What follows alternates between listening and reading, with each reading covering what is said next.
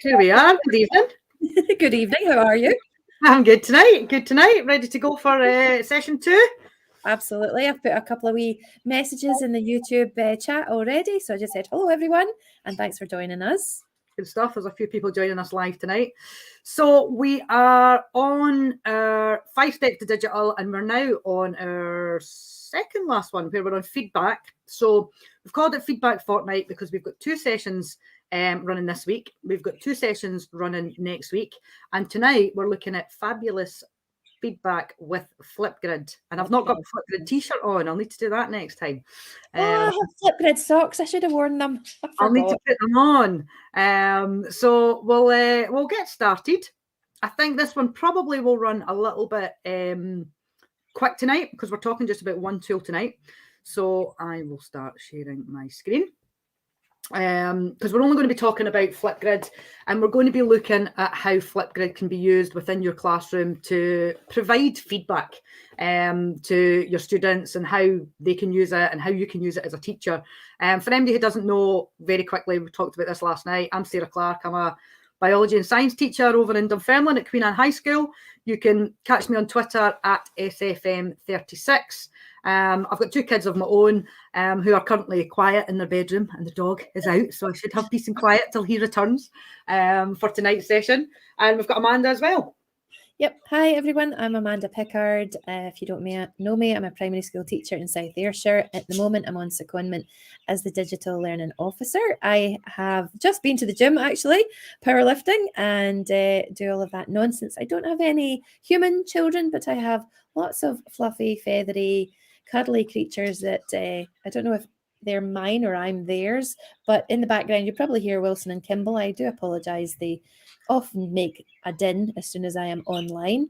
So if you can hear them tweeting in the background, that's who they are. And you can get me on Twitter at AJOBPickard. So tonight, if you want to comment in the chat on YouTube, or you can go onto the Tablet Academy. If you're on Twitter, you can at Tablet Academy SC. What you can also do as well is if you use the hashtag Team MIEE Scotland, one of us will pick it up. So if you're watching us but you're not logged into YouTube and you've got a comment to make, or you've got any feedback for us on the session, or any questions that you want to ask, then please use that. And for people that are using the Microsoft Educator Centre to log their CPD, then you can redeem the code, which is at the bottom of the screen just now. We'll put that up during the session as well and at the end for you, and that logs everything. And then you just upload that transcript to the GTCS website at the end of the year. So all your digital CPD is logged there. So tonight, as we said, last night we did OneNote, and we talked about the variety of different feedback that you can give within OneNote and the benefits of it and how you can do some things. So you can watch that one on demand. That was session 1. Tonight's live one is Flipgrid, and then we are going to be back next week looking at a couple of other ways that you can give feedback. And it's about how we try and use the technology to make it maybe easier for you, easier for the students, better ways for them to maybe interact with it, ways that they can revisit that feedback over again to improve their learning, to make their learning better. So for anybody who hasn't used Flipgrid before, we've talked about it quite a lot during these sessions. We mentioned it last week when we were doing assessment. Amanda, you had lots of examples of Flipgrid for assessments. Yep. Yeah. Lots of assessments, lots of teaching, modelling. Use Flipgrid all the time with the wee ones because it's so easy to use and it's so easy to share. So fantastic tool. Yeah, and actually, I was listening to one of our probationers who was on a meeting today, a Teams meeting, and they were talking about problems and solutions. And one of them had said that they had a problem. They were finding it really hard to get around the class when their very young students were reading and listening to their reading and also keeping the other ones on task. And I says, Flipgrid would be great for that. It's not necessarily feedback, but you could set up a station where the pupils that are reading to the computer, to their iPad, and then you can watch that back and then talk through it with them. So you're maybe not there live, but it maybe helped to manage the class a little bit. So for anybody who's not used Flipgrid before, it's a video recording and kind of hosting platform. It's owned by Microsoft, and you can record about 10 minutes maximum video. You can set how long you want the videos to be for yourself or for the students. anything from kind of 1 minute right the way up to 10 minutes. I tend to set most of them at 10 minutes just so that they don't run over. But it's super simple to use. It's really easy to share those videos with other people. There is ways that you can leave feedback directly onto the grid of student videos that they have created. If you're using iOS, if you've got iPads, there's an app. And if you're using computers, desktops, laptops, there is a web internet site where you go on and you use that. If you're using a phone, there's an app there as well. And I think for me, the advantage of it is it's safe. You've got various sharing options where you can have them so that the videos are moderated before they appear for the rest of the class. So you can vet them first before they go up. You can share them to parents, to other teachers where they maybe have to put a password in. People log in with their Microsoft account if they are wanting to respond. And in terms of the feedback, there's also an option where you don't necessarily have to leave video, you can just leave audio there as well. And because it's so easy to share, it's something that I use lots for giving feedback to students, whether that's whole class feedback or individual feedback to students and you know, the different places that I can then put that video. But for me, the safety aspect is huge, because there are other platforms out there. You can use things like YouTube, but you then have got adverts. Is it safe enough? Can the students access that in school? Do you want the students to be accessing it depending on their age?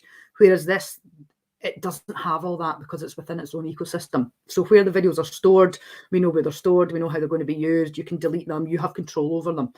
So yeah, no ads and no click on as well. So that was one of the big issues for me with the wee ones is, you know, that click on, you know, they can click on so many times and you don't know what's going to come up next. So there is none of that in Flipgrid. Because you're the one that's setting the grid, you're the one that's sharing that out. And you can see that's just an example of a grid there that I've got where the students had uploaded videos. So I'm obviously talking about it from a high school secondary perspective. And my classes at the moment are senior ones. So a lot of the examples are from seniors that we've got.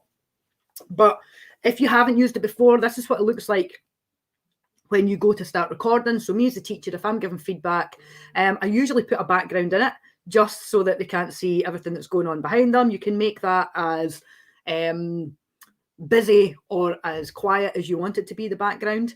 There are various options down here where you can upload a clip. So something that you've maybe pre-recorded, you can upload it and put it straight into Flipgrid. That mic only option that we mentioned is there as well. So there's no video, it's just the audio that's there. There is a screen recording option that's in it, and we'll look at it a bit like that. And then you can add effects. And I think, you know, for students and for me as a teacher as well, I like all the effects that I can use. I can present over the top of an image, I can present over the top of a screen recording, I can add stickers, I can add photos, screenshots that I've taken of things. So we'll look at some of the examples and some of the ways that I have been using it in my class. So this is one of my higher grids, and one of my higher grids, and you can see I've got various different topics in there. I've got videos in there that relate to knowledge. We talked about it for assessment. We've talked about it for presenting, and my videos are all stored in there that I can easily share with my students. But I have highlighted, I've got 2 topics in here that refer to feedback. So one of them is just my general feedback videos that I'm sharing with students. Sometimes, you know, we'll go over something in the class, but sometimes I'm wanting them. I don't see my higher class. I see them on a Wednesday, Thursday, a Wednesday and a Thursday, and another teacher has them on a Friday. So sometimes I'm not seeing them for, you know, almost a week. So it's quite good to be able to share a video out with them straight after they've done something. They can watch it out of class, or they can watch it on the Friday when they're with the other teacher, and because I'm not going to see them for a wee while. So I'm finding it beneficial for that. What you will notice though is you have an option, little drop down menu, to make that grid active or to make it hidden. So my students have access to all these videos, all these topics that are in there, Unit 2, Unit 1, there's menstrual cycle ones there, Unit 3, but the evaluation ones I keep hidden. So when they go on, they can't then view it because I share them out one at a time. So rather than them going on and accessing all those feedback videos at the moment, I keep it hidden and I'm just sharing one out at specific times. towards the end of the year, what I'll probably do is I'll unhide the feedback video channel topic that's in there, and they'll be able to see all of them. We actually did last year our formal assessment. When we were given feedback for the formal assessment, we wanted to take them through some questions. It was done in class. It was also available for students who maybe weren't able to come to class. But again, they were given access to that for a short period of time, and then it was hidden again, so that and frozen, so that they couldn't go on and do anything with it because it was a formal assessment. So they were able to see the videos, and then we take it away so that they can't see them after that. So when you go inside the feedback videos, this is the view that I'm getting as the teacher.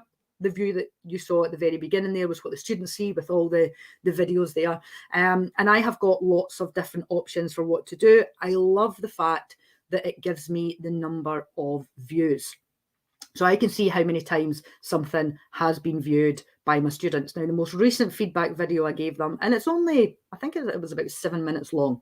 It was a couple of questions from a task that they did, and I wanted to give whole school feedback, whole class feedback, based on the fact that lots of them had got the same question wrong. And I wasn't going to see them for almost a week. So in the team, I shared this video with them. Now, having a look at it's a small class. I only have 13 of them in the class. But at the moment, or when I took the screenshot, only 6 of them had viewed it. So I can then go back and say, I've put that feedback video in, and there's only 6 of you that have watched that. I don't know who the 6 are, but I do know that they've not all gone and watched that. So sometimes I can use that to my advantage, and a little bit of emotional blackmail, and saying to them, well, come on guys, I'm making these up for you, why are you not watching them? And then the numbers start to go up. So I can hide it at any point. This little button here with the arrow on it is how I share that video with them, and we'll come on to that. You get a web link, and it's super duper easy to share with the students. So just to give you an example, this is one of the videos that the one that actually only has 6 views at the moment. And what I've done is I've just done a screen recording, a super simple screen recording, and I'll play it. It's 5 minutes long. I'm not going to play it for all the time, but to let you see the way that I'm using it. And this is just me modeling the answers. Question, just make this a little bit bigger. You're asked to work out the man's blood insulin concentration when his blood glucose concentration was 200 milligrams per 100 centimeters cubed. So what you need to do, we're looking at his insulin. We then go down because that's his insulin. We find that point. We then go all the way across. So you get the idea. I'm modeling exactly how to do the question. I find if I just give them the answer in there, they don't necessarily know how to get the answer. And when we talked last night, we talked about how we could be using OneNote for feedback.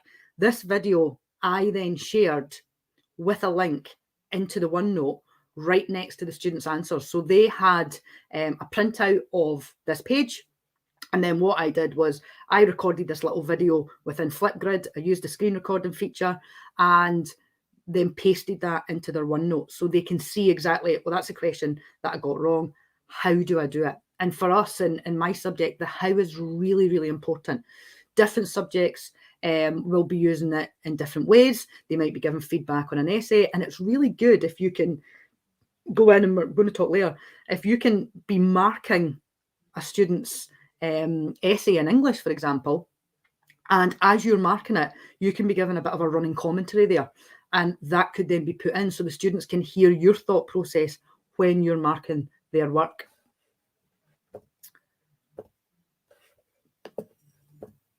So I've got some examples here just to really let you see some of the features that it has available in it. And the majority of these are me modeling answers, explainer videos. So this top one here that I've got is an example of an explainer video. And then the bottom right-hand one is a walkthrough. What I've done with this was this one up the top that says buoyancy explained. This was one that I actually did in PowerPoint. So I put the background in PowerPoint there with a little my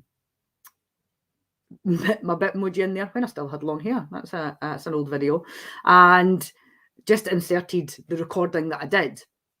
but I was able to easily share it with the pupils in Flipgrid. So I was using Flipgrid at that point to be my storage of the video so that I could share it with the pupils. And again, it's just something really simple. I'll just move it past. So I have a little video here that hopefully will explain the buoyancy task, will hopefully just move on a little bit. So what we can see in so I'm just modelling we've got exactly what the answer is here. Sitting. I'm explaining buoyancy to the students on the little screen. Because this was for my BGE class, I made it a little bit more interesting. I put the background on it, the video, and I uploaded it. In the water at the moment. Now what happens is, when the boat sits in the water, the force of the water is pushing up. I'm hoping that my science is correct in the video. So that was one example. This one down here on the bottom left-hand side, this is using the features within Flipgrid. So it was just one question that I needed to explain to the students kind of how they should be walking through and how they should be doing it. But I've used the board feature within Flipgrid. So they've got me at the side. They don't need me at the side, but I always just like, sometimes that human aspect where they can see me talking is beneficial. Other times it's not. But you have an option to add a board, and you can then make that board half the screen, whole screen, small bit of the screen.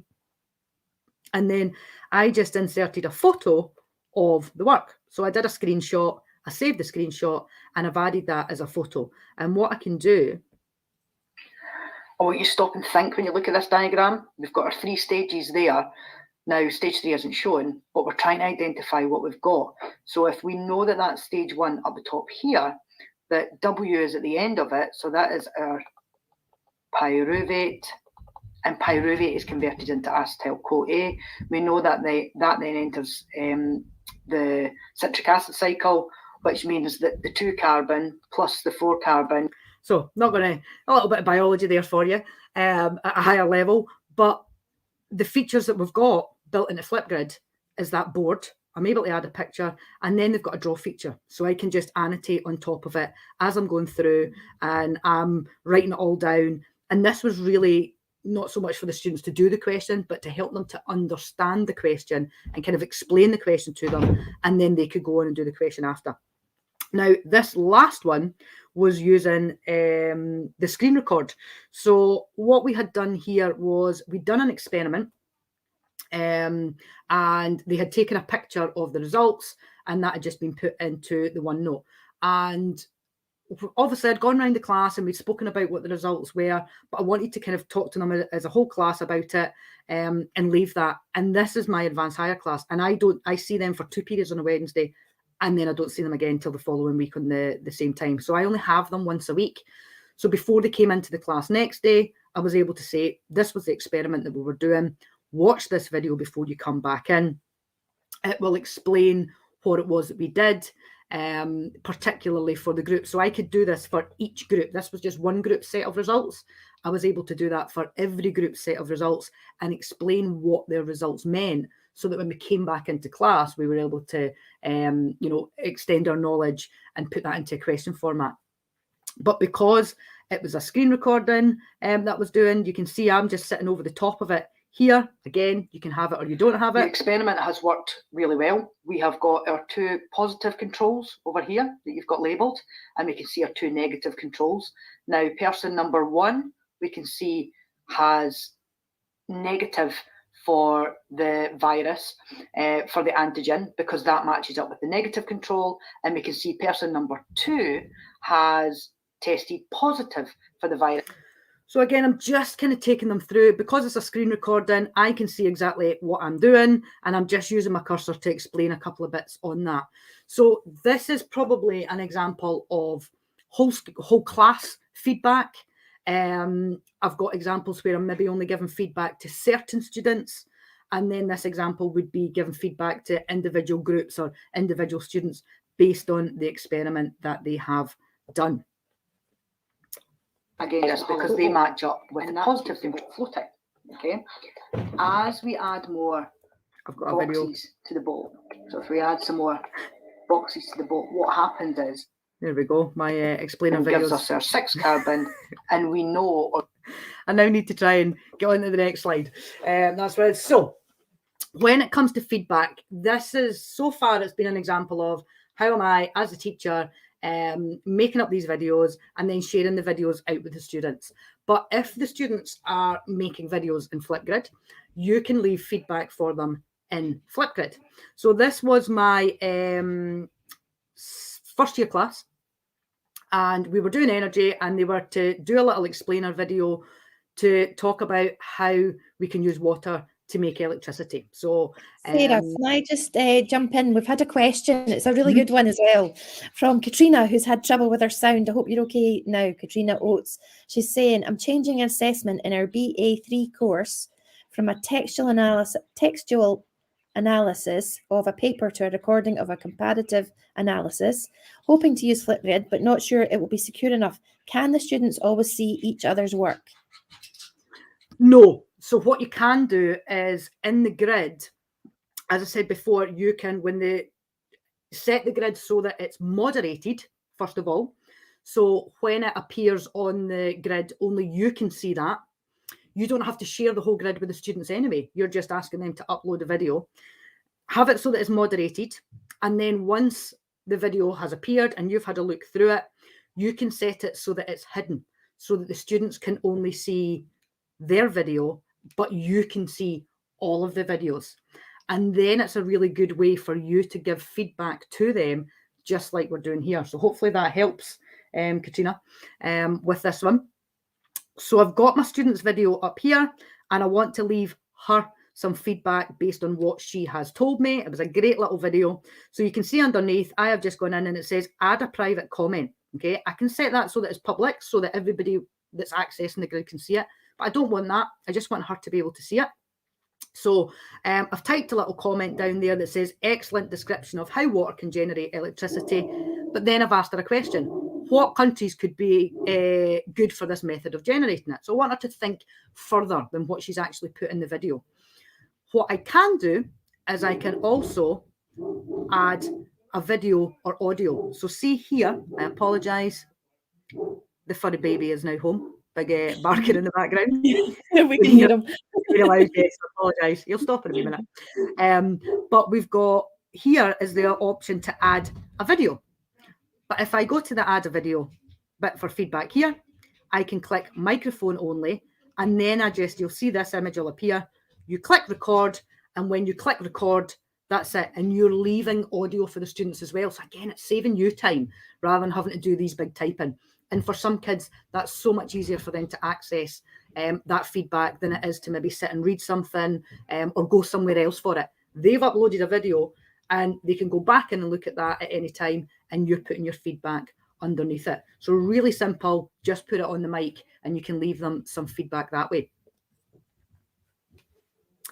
So we've talked about sharing your video. So we've said you can share a whole topic or the whole grid with students. If you're sharing a whole topic of videos and there's a series of them, that might be lots of them that the kids have done and you're sharing them within the class, or you're sharing lots of videos like I've done, I've got all my evaluation videos there, the students will need to log in. So one thing I would say is you do need to check with your local authority what the position is with Flipgrid. Some local authorities, I'm really lucky, my local authority has done its DPIA on it, and they've given us guidance on using that with certain age groups of students, but they can log in with their Glow details, with Microsoft's account, and they can access grids and they can leave grids. They can leave videos. If your local authority hasn't done a DPIA on it, you maybe want to get in contact with them, but you should be able to leave a feedback video and paste it with a link, because the students are only watching a video, just like they would watch a video on YouTube, but they're not having to log in. So sharing one video means that there is no need for a login at all. There is only the requirement for students to log in if you're sharing lots of videos that are on a topic for them. So maybe just checking that out and seeing exactly where your local authority is. If you ask the contact within your IT department, they should be able to help. So what I'm then doing is individual video links. What do we do with them? Well, we can paste them in Teams. You can add them as a website, as a tab at the top in Teams. You can paste them into OneNote and they'll embed in it. You could copy the link into an assignment and put the feedback there, although it won't play. That's the only thing. It won't play within assignment feedback in Teams. The kids would have to copy and paste it, but it only takes a second for them to copy and paste what you've put in there and stick it in the browser for them to watch. You can put it in Word video, it'll embed straight in there. You can put them into PowerPoint. These actually, those videos that I was showing, I was able to add a link to my PowerPoint, put in the Flipgrid link, and they go straight into the PowerPoint. You can stick them on Twitter. Basically, anywhere that you can share a web link to a video, you can put your Flipgrid feedback video in there.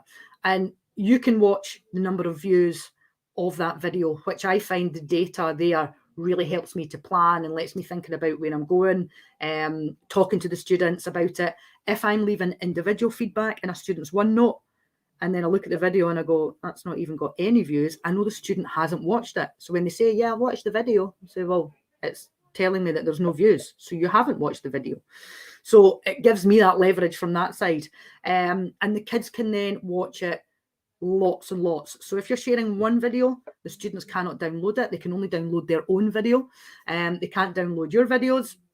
They can watch them again and again, and they can sit down and pause and really look at the feedback that you've given, and then hopefully use that to help them make the changes so that their learning is improving. And as I said, this was going to be a short one tonight. I think we're half an hour rather than our normal 45 minutes. But if you have any questions, I know there was quite a few coming through in the chat at this time, then please put any more in. You can tag us on Twitter at Tablet Academy SC, use the hashtag Team MIEE Scotland, or put a wee comment in for myself and Amanda, and we can answer them at any time. And the Teams code there, which I know will pop up in the chat at some point for everybody as well, is there. And I will just stop sharing my screen just now, and I'll come back in. Quite chatty, so I've been putting some things in the chat as well, but we've had, haven't thought of putting a Flipgrid into OneNote. Game changer, absolutely. So you could put it into OneNote and then attach the OneNote page to your Teams assignment. That would work. What else have we had? Go back and look at last night's one about OneNote and you'll see exactly what we were talking about with putting the Flipgrid into OneNote. Absolutely. I use Flipgrid not so much for feedback, but definitely for teaching and demonstrating and modelling things. And it's really great for the wee ones. And I usually embed it into a thing link tag so that they can, I can share lots of videos like that, and they can just pick and choose and watch it at home with their families. So that's another easy way of sharing it. And it's amazing how easily it works. And for primary kids, the students are obviously, depending on their age, they're going to need a little bit more help with that. But if they are doing reading, they are doing phonics, then the students can go in there, they can read and they can say things, whether it's a foreign language, and you can hear it on the Flipgrid, and then you can give feedback on the grid or in another place, but you can give feedback on it for them to then go back and view straight next to their video, whether you're giving audio feedback and so on. And we also said, you know, that idea, we talked last night about something really simple like recording yourself with the phone and making a video. I thought about that when it came to, if you're marking something, your thought process as you're marking it, if you're recording yourself as you're marking it, and then giving that as feedback to a student, to an individual student, they're seeing exactly what they've done wrong, and they've got that narration that goes alongside it, which I think is really, really powerful to see where it is that they need to improve, rather than getting a A4 bit of paper back with lots of writing on and kids thinking, well, where do I start with that? Mm-hmm. If you've taken them through it, then I think that can really make a difference when it comes to maybe doing a second draft or rewriting something or doing the same kind of activity again for it. Mm-hmm. So I had a great situation during lockdown where I had created a video. It was actually an assessment, and I was holding up the phonics sound cards. So by that time, I was wanting them to know the sound and the action. And a parent had actually set it up. So the wee one was using the iPad, was going through the video, was actually saying the sounds, doing the actions. And she is in primary 1, and her little brother, who was in nappies, was doing exactly the same thing beside her. So it's just like, I know that there's lots and lots of research and pedagogy out there to show the power of video anyway in education. And I just was like absolutely taken aback. There's this tiny wee tot who is clearly not at nursery, was there with his big sister practicing phonics and the sounds and the actions with her, just watching the Flipgrid video. So it was just lovely to see. And it's something that students are, I mean, they're watching videos all the time. I see it in my own kids. They're consuming all the time. Flipgrid does help them to be creators, as well as consuming that information from you. I mean, they're on TikTok, depending on their age. They're on YouTube. A lot of the time. They're very familiar with the video platform, and they maybe need a wee bit of a helping hand at the start on how to do it, but they very quickly get used to doing it. And I know for me, if I'm wanting to learn to do something, where do I go? I go onto YouTube and I watch somebody else doing it first. I do it with, experiments. We demonstrate experiments for students. This is just a way of demonstrating when you maybe can't be there and then. You can set it up as a station where the students, with the video, there's 5 of you in the classroom, because you could have it recorded and sitting as 5 stations around explaining something to the students. And you can just be there, managing the whole situation for any questions that pop up live. But the instructions are all coming out, and they can all be doing separate things for differentiation and things. It's great for that as well. Absolutely. We've had another wee comment from Dory Little Feet, which I love that name and the little picture. And it says, my kids are 7 mostly, and they love Flipgrid and make fantastic videos. And there's Katrina as well. She said, need to use these tools so much more in higher education. We're trying to move away from text-based assessment and feedback, and I see this as a very useful way to do it. Absolutely. I handed over an iPad to Primary 1, and I can see them making their own videos, and it is amazing to watch these little 4 and 5-year-olds know exactly how to create a video, and Flipgrid is a really safe place to do that. And they watch videos. I remember my kids when they were younger, they used to watch videos of people opening, they were called blind bags, so the little bags, and you didn't know which Lego character you were going to get, and you opened it up, and they watch people doing this. So they're, a YouTube star and a vlogger is a career for these kids, because they see it, and this is their opportunity to do that. And be YouTube stars in a safe environment within Flipgrid, and then you can then take that further and giving them their feedback on it, whether the whole class, and actually they can give each other feedback on their videos too. So you can set it up so that nobody can give feedback except for the teacher, or that they can give feedback to each other. So you make a grid, you share a grid, they're then watching it, and they get that peer feedback from other people in their class on their video and what they've done, and they can make their own videos back. So it just becomes more and more, and you think about it, and no matter whether it's little ones that are using it, I'm using it with high school students, and I'm using it with high school students that are in 1st year and also in 6th year, further education and higher education. It's the same principle for it. It's just how you're using it and why you're using it, and it maybe changes, but it's exactly the same. So we would love to hear how people are doing with it and how they're getting on with it when you've started doing it. And you will find kids, when it comes to it at the start, they don't necessarily want to show their face. And we've talked about Flipgrid before when it came to presenting and assessments and things as well. And we've said, students don't necessarily want to show their face. There's a filter there, and they can have it all pixelated so that they don't have to. There is an audio feature, but that idea of making thinking visible for them, and you can then make your thinking visible within the feedback. Yeah, we've got another question from Katrina. She's having a wee ponder here at home. Can I add a team of markers to moderate and feedback? That's a great question. So yes, you can have, once you've set up the grid, you can have, they call them co-pilots on Flipgrid. And as long as they have signed up they've got an account on Flipgrid as staff, then what they can do is they can go in as well, and they can watch the videos just like you. They have control over it. So you're the pilot, they're the co-pilots, and you can all leave feedback and comment and everything on it as well, Katrina. So yeah, you can do that. Just get them to sign up, and you just put their email address in, and I think they go on, and then it's on their grid, and it comes up, and it's got a little aeroplane next to it to show that you've got co-pilots on your grid as well. Oh, she's having a hashtag wee ponder. You can also leave it that you can give reactions to videos as well in your grids as well, in your topics. Is that right? Have I made that up? I'm a little bit, I would actually put my Flipgrid on. I'm just a little bit worried that's why we do a lot of screenshots, because I'm just a little bit worried that some things from my kids might actually appear with names and that. So we have to be careful putting it up on live. But yeah, I think you can give reactions on it as well, and you can like it and things like that. So I would definitely say go on and have a look, have a play about with it before you kind of release it on your students. Making videos yourself, sharing it with people outside, and get them to see what they can do in terms of feedback, and play about with those settings. The Flipgrid website has a great, I'm just going to see if I can find it and share my screen, flipgrid.com.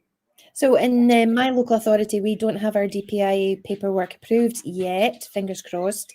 So but I have used Flipgrid a lot for recording videos to share with pupils to do that modelling and teaching and introducing things and assessment, because I'm not expecting them to log in or leave a response or create their own videos. So I can't do that part of it, but I can certainly use Flipgrid as a teacher, as an individual, because I'm a grown-up and I can make those decisions for myself, and I'm not expecting the pupils to log in. So until we get that DPIA paperwork in my local authority, we can't use it with pupils.